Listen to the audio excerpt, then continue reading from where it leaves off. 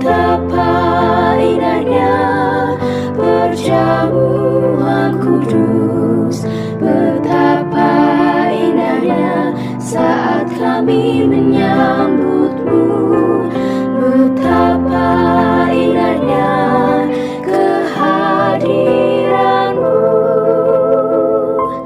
yang bertatap kuatkan iman kami. Tuhan bersamamu dan bersama roh. Inilah Injil suci menurut Lukas. Dimuliakanlah Tuhan.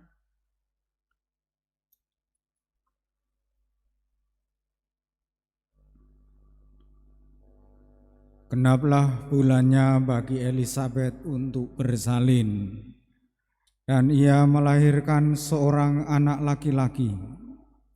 Ketika para tetangga serta sanak saudaranya mendengar bahwa Tuhan telah menunjukkan rahmat-Nya yang begitu besar kepada Elisabet, bersukacitalah mereka bersama-sama dengan dia. Maka datanglah mereka pada hari yang ke-8 untuk menyunatkan anak itu, dan mereka hendak menamai dia Zakaria menurut nama bapaknya.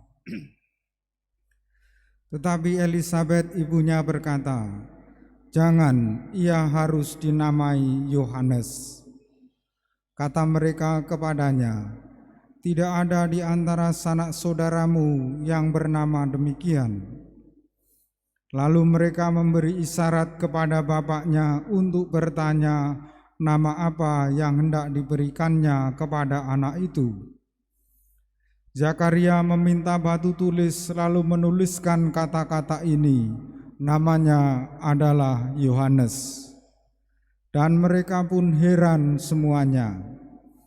Seketika itu juga terbukalah mulut Zakaria dan terlepaslah ikatan lidahnya, lalu ia berkata-kata dan memuji Allah.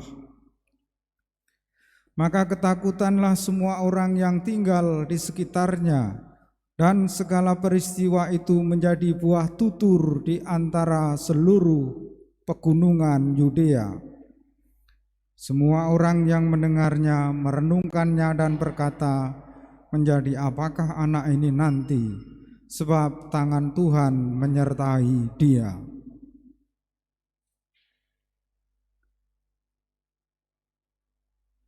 Demikianlah sabda Tuhan. Terpujilah Kristus.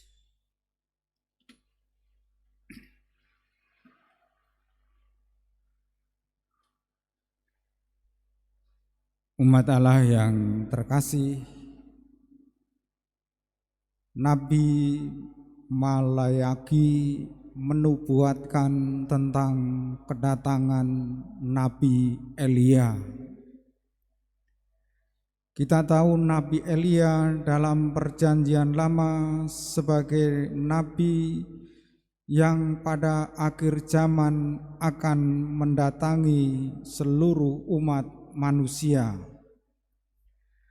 Nabi Elia datang menjelang datangnya hari Tuhan yang besar dan dahsyat. Nabi Elia menubuatkan tentang kehancuran alam dan menubuatkan tentang pembaharuan zaman sekaligus. Nabi Elia naik ke surga dengan kereta. Kereta itu dikelilingi oleh api yang menyala. Kita tahu api adalah simbol perubahan. Api mengubah sesuatu dari, kalau kayu berarti mengubah kayu bisa menjadi debu, itu karena api. Api juga lambang pemurnian.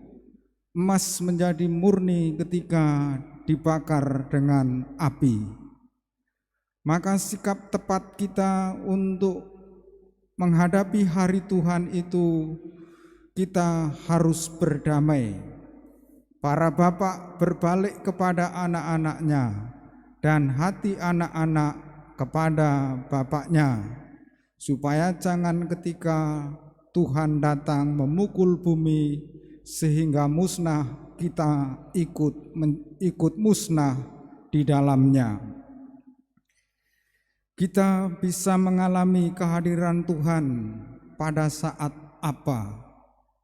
Apakah pada saat sangat menderita, atau sangat bahagia, atau hari-hari hidup kita mengalami belas kasih Tuhan? Yohanes artinya Tuhan berbelas kasih. Tuhan berbelas kasih kepada keluarga Zakarias dan Elisabet. Kelahirannya membuat perubahan besar dalam diri keluarga itu. Zakaria yang awalnya tidak percaya dan maka dia dihukum menjadi bisu, tidak bisa berbicara ketika kelahiran anaknya, karena ia percaya akan karya Tuhan dalam hidupnya. Ikatan lidahnya dibuka, terlepas, lalu ia bisa berkata-kata dan memuji Allah. Dan semua orang heran atas kelahiran Yohanes. Yohanes artinya Tuhan berbelas kasih. Apakah kita mengalami belas kasih Tuhan dalam hidup kita seperti keluarga Zakaria, Elisabet, dan tetangga-tetangganya? Kalau kita mengalami belas kasih Tuhan, jangan membisu, jangan diam. Kita mewartakan belas kasih Tuhan seperti Zakaria dan keluarga dan tetangga-tetangga Zakaria dan Elisabet. Kalau kita membisu, kalau kita diam, kita belum percaya akan belas kasih Tuhan. Zakaria yang percaya akan keajaiban Tuhan, dia berkata-kata, dia berbicara. 2 hari lagi kita akan merayakan kelahiran Yesus Kristus. Yesus artinya Allah menyelamatkan, dan dia akan menjadi Immanuel, Allah beserta kita. Semoga dengan perayaan yang semakin dekat, kita mengalami belas kasih Tuhan, dan belas kasih itu kita wartakan dalam kehidupan sehari-hari. Belas kasih Tuhan harus kita bicarakan, harus kita ceritakan kepada semua orang, karena kita sesungguhnya mengalami belas kasih Tuhan setiap hari dalam kehidupan kita. Kita satukan doa-doa kita bersama persembahan di altar. Betapa indahnya kehadiran-Mu yang bertataku